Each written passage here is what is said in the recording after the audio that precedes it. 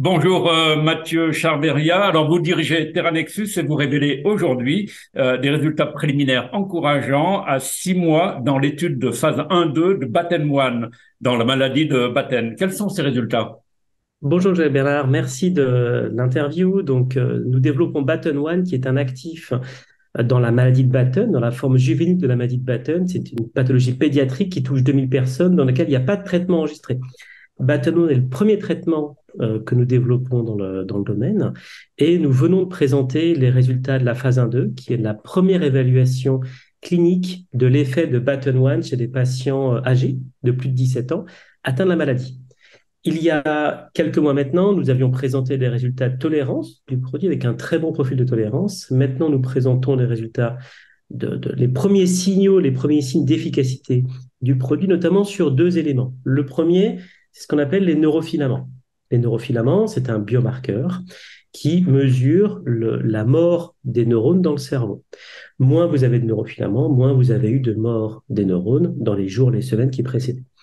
Et nous montrons qu'après 6 mois de traitement, les neurofilaments chez les patients diminuent, ce qui est en faveur d'une réduction de la mort des neurones et donc d'un meilleur maintien des patients dans l'indication. Ce qui est le premier point observé dans cette étude de phase 2 sur les 6 patients. Donc réduction de 17% de ces neurofilaments. Et ça se traduit, c'est ce que nous considérons, dans un second temps, vers une amélioration du tableau clinique. On est face à des patients qui sont âgés et qui normalement se détériorent dans le temps. Ils perdent environ 1 point sur une échelle qu'on appelle l'échelle modifiée de l'UBDRS tous les 6 mois. Et nous montrons que les patients se sont stabilisés pendant ces 6 mois. Donc ils ne se sont pas dégradés, alors que normalement, par rapport à l'histoire naturelle de la maladie, ils auraient dû perdre un point sur cette échelle. Donc on est effectivement face à des premiers signaux d'efficacité. Alors on ne parle pas encore d'efficacité pleine et entière, puisque pour cela, il faudrait des patients plus jeunes, exposés sur une durée plus longue, mais on est face à des premiers signaux intéressants, encourageants, prometteurs d'effet du traitement chez le patient. Parfait. Et donc, il y a un fait important dans l'information que vous délivrez aujourd'hui, c'est que vos patients sont quand même à un stade avancé de la maladie. Ça ajoute à la qualité de vos résultats préliminaires. Tout à fait. Je vais revenir sur la pathologie. C'est une pathologie qui se déclare à l'âge de 4 à 6 ans par une perte de la vision. Et les patients se détériorent entre le diagnostic 4 à 6 ans et la mortalité du patient qui arrive entre 20 et 25 ans d'âge. Donc on a systématiquement un patient qui se dégrade, qui va d'abord perdre la vision progressivement, puis les fonctions cognitives et les fonctions motrices sont altérées. Donc on est ici dans une première étude chez des patients plutôt âgés, de plus de 17 ans, donc qui sont malheureusement à la fin du décours de la maladie. Donc, il est difficile de stabiliser ces patients qui sont réellement en décroissance très forte de leurs différentes fonctions. Ils sont déjà aveugles, il n'y a absolument plus rien à attendre de ce côté-là, il y a plus de fonctions visuelles du tout, et les fonctions cognitives et motrices sont déjà très altérées.